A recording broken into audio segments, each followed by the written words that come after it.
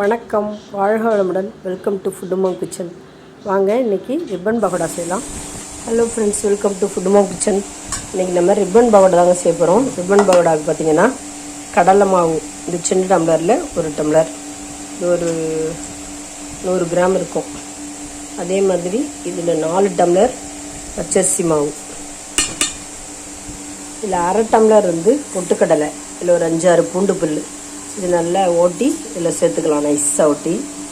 தேவையான இன்க்ரீடியன்ஸ் என்னென்னு பார்த்தீங்கன்னா chilli powder, 1 spoon chilli powder, 1 spoon சோம்பு தூள், ஒரு அரை ஸ்பூன் பெருங்காயம், ஓமம், எள்ளு, அரை ஸ்பூன் எள்ளு, அரை ஸ்பூன் ஓமம். தேவையான அளவு இதில் உப்பும் போட்டு வச்சுருக்கேன் நான், பத்தலைன்னா போட்டுப்போம். நல்லா எல்லாத்தையும் பிசைஞ்சிட்டு நம்ம இந்த ஹீட்டில் எண்ணெய் காய வச்சு வச்சுருக்கோம் பாருங்கள் பொரிக்கிறதுக்கு. அந்த எண்ணெய் ஒரு கரண்டி எடுத்து ஊற்றிக்கலாம், இல்லை ஒரு அரை ஸ்பூன் வெண்ணெயோ நெய்யோ ஊற்றிக்கலாம். பிசைஞ்சிட்டோம்னா ரிப்பன் பவுடா சாஃப்டாக எம்மியாக வரும். இப்போ எல்லாத்தையும் இந்த பொட்டுக்கடலையை ஓட்டிட்டு பார்க்கலாம். பூண்டு பல்லும் பொட்டுக்கடலை கல் உப்பு போட்டிருக்கேன், நல்லா ஓட்டிட்டு இதில் மிக்ஸ் பண்ணிவிட்டு பார்க்கலாம். இப்போ பார்த்தீங்கன்னா பொட்டுக்கடலை அரைச்சாச்சு. பூண்டும் பொட்டுக்கடலையும் உப்பு கல் உப்பு போட்டு அரைச்சிட்டேன். இதில் இப்போ நம்ம எல்லாத்தையும் சேர்த்துக்கலாம்.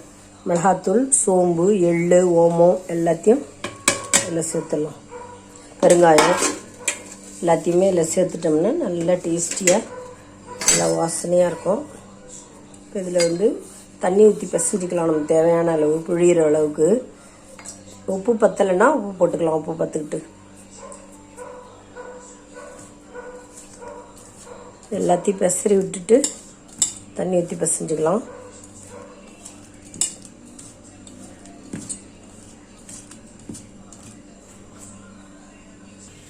எல்லாத்தையும் கலந்தாச்சு. தண்ணி 4 டம்ளர் மாவு எடுத்தோம்ல, 4 டம்ளர் இந்த டம்ளரில் தண்ணி ஊற்றி கலந்தாச்சு. நல்லா இந்த பதத்துக்கு இருக்கணும், உருக்கு மாவு பதத்துக்கு இருக்கணும் ரிப்பன் பகோடா. இப்போ பார்த்திங்கன்னா இந்த மாவு நம்ம குழாயில் எண்ணெய் தடவி அதில் போட்டு வச்சிட்டோம். புழிய வேண்டியதுதான், எண்ணெய் காஞ்சோன்னா புழிய வேண்டியதுதான். இதில் கொஞ்சம் ஹீட்டாக நம்ம எண்ணெய் ஊற்றிக்கிட்டோம்னா சாஃப்டாக இருக்கும். நெய் ஊற்றாதால் கொஞ்சம் எண்ணெய் கொதிக்க கொஞ்சம் எண்ணெய் ஊற்றி பிசைஞ்சிக்கலாம். எண்ணெய் நல்லா காஞ்சிடுச்சு. இதில் இந்த எண்ணெயை முறிக்கிறதுக்கு இந்த ரூபினி ஆயில், பாம் ஆயில் இது மாதிரிலாம் செஞ்சோம்னா ஒரு கொட்டை புளி போட்டு நல்லா பொரிஞ்சோன்னு எடுத்துட்டோம்னா அந்த எண்ணெயில் இருக்கிற பித்தம் போயிடும்னுவாங்க. அதனால் கொஞ்சம் புளி போட்டு எடுத்தாச்சு.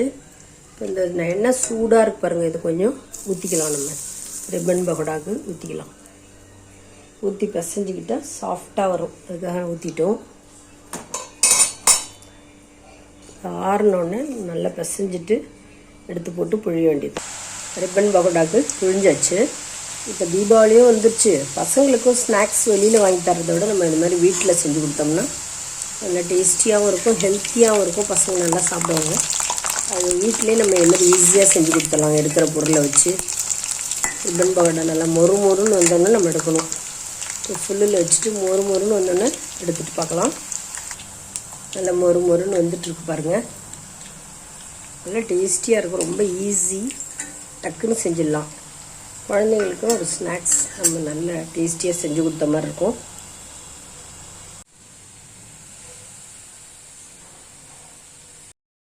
மாவு இன்னும் இவ்வளோ இருக்குது. இப்போ நான் இவ்வளோ புழிஞ்சிருக்கேன். ரிப்பன் பகோடா ரொம்ப அருமையாக இருக்குது. இந்த வீடியோ உங்களுக்கு பிடிச்சிருந்தா லைக் பண்ணுங்கள், கமெண்ட் பண்ணுங்கள், ஷேர் பண்ணுங்கள், மறக்காமல் சப்ஸ்கிரைப் பண்ணுங்கள். தேங்க்ஸ் ஃபார் வாட்சிங். நம்ம நெக்ஸ்ட் வீடியோவில் பார்க்கலாம்.